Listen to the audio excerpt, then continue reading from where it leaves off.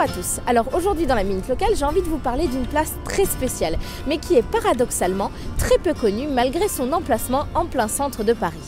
Vous pouvez sans doute reconnaître derrière moi l'une des façades du Louvre qui se trouve juste en face de la place du Louvre sur laquelle il y a la mairie du 1er arrondissement. L'une des spécificités de cette façade est la magnifique colonnade de Perrault qui porte le nom de son architecte principal, Claude Perrault, qui était aussi le frère de Charles Perrault, l'auteur de contes très connus comme La Belle au bois dormant ou Peau d'âne. En réalité, il est difficile de définir qui est réellement le père de cette façade, car elle est le fruit du travail de Claude Perrault, mais aussi Louis Levaux et Charles Lebrun, tous deux respectivement architectes et peintres officiels de Louis XIV.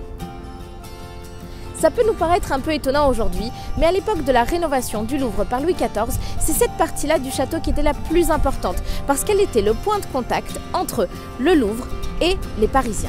Aujourd'hui, cet endroit est presque désert, éclipsé par la place du Carrousel et sa célèbre pyramide en verre. Comme de nombreux monuments construits sous Louis XIV, cette façade devait représenter la grandeur du souverain. Et il faut admettre que le pari est gagné, car c'est avec cette façade qu'a été démarqué le style classique français. La caractéristique de ce style est une division du bâtiment en 3 parties. En bas, le soubassement, puis la loggia avec la double colonnade et pour finir, le fronton. C'est par cette façade que je suis en train de passer dans une des parties les moins connues du Louvre, c'est-à-dire la cour carrée, qui marquera un des arrêts d'une toute nouvelle visite guidée qui démarre le 1er avril.